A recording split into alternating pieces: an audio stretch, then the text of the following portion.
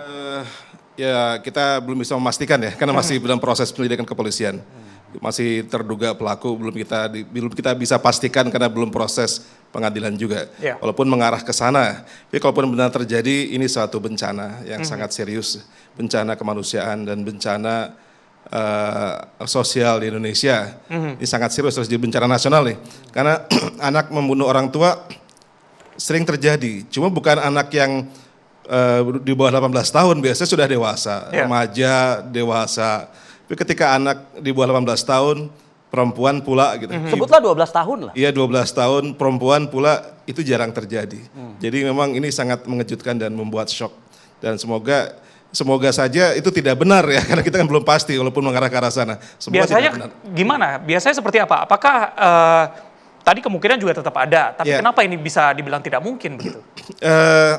Karena biasanya relasi kuasa itu biasanya antara yang tua dengan yang muda, yang kaya dengan yang miskin, majikan dengan anak buah. Sementara anak kan lebih cenderung minor ya. Dia itu cenderung jadi korban daripada jadi pelaku. Jadi biasanya ada istilah familicide, pembunuhan dalam keluarga. Ada istilah parricide, pembunuhan orang tua. Ada filicide, pembunuhan anak oleh orang tua. Yang sering terjadi orang tua membunuh anak.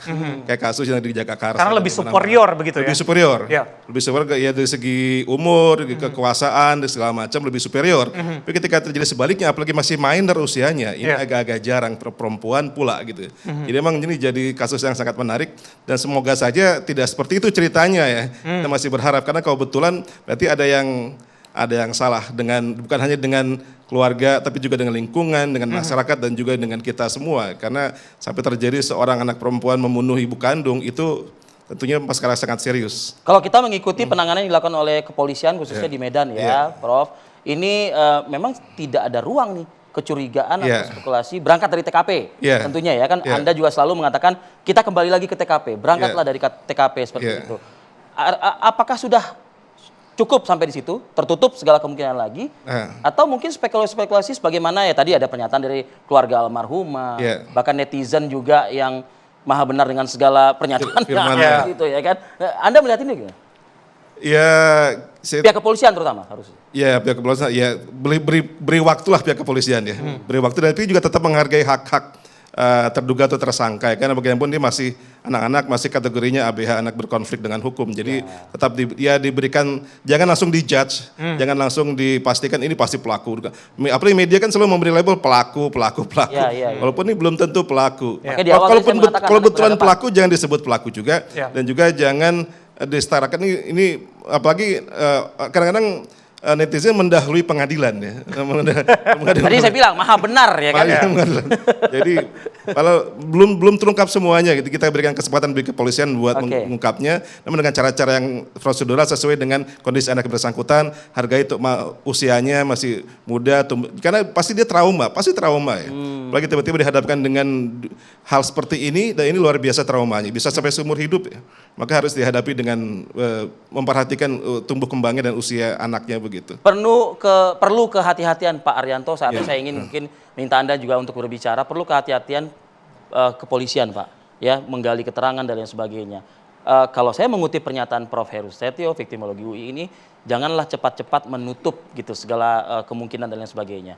Bagaimana Pak Arianto melakukan? Ya, kalau jawaban langsung saya adalah lebih tepat mungkin perlu ketelitian polisi. Gitu. Tapi ini saya ingin sampaikan ya, kasus ini memang betul-betul sangat spektakuler bagi saya.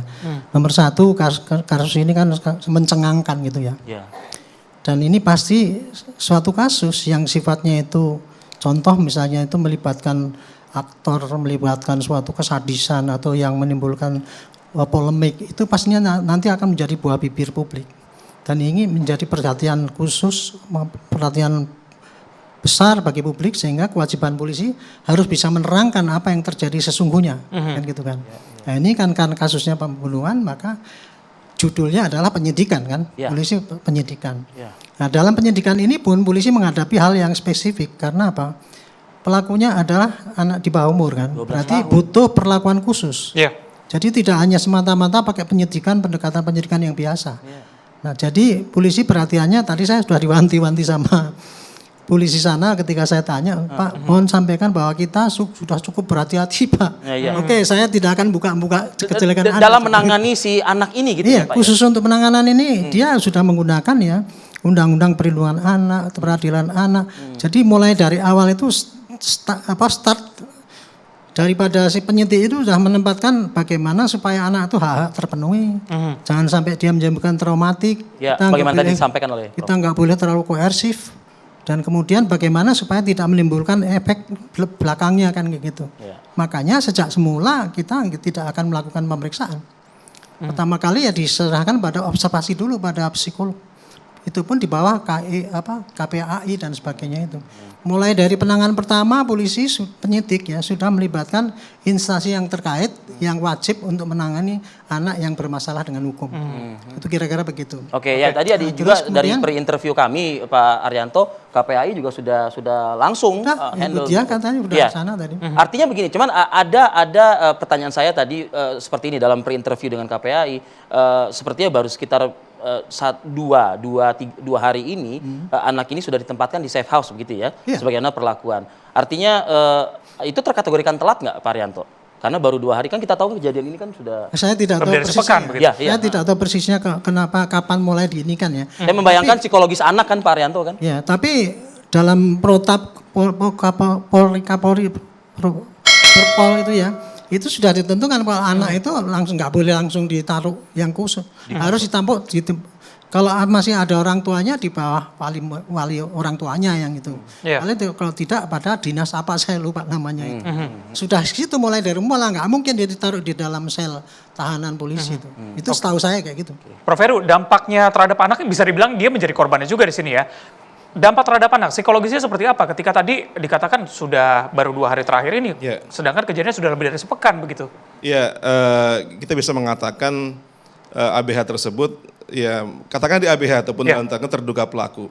Tapi pada saat bersamaan dia pun bisa disebut sebagai korban, bisa ya karena korban lingkungan, korban pendidikan, korban ya barangkali pola asuh dan sebagainya terus harus dicek lagi ya, lab psikolog, psikiater dan sebagainya.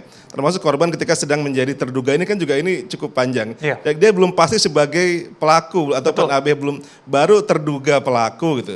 Cuma kan sudah Jangan mengalami judge dulu ya berarti. judgment dari publik, dari netizen segala macam dan itu tidak mudah diterima oleh seorang anak-anak usia 12 tahun. Orang dewasa aja stres. Iya. Apalagi orang Mau masuk kantor gitu. polisi aja udah kebayang gimana stresnya, gimana betul, anak-anak betul. ya.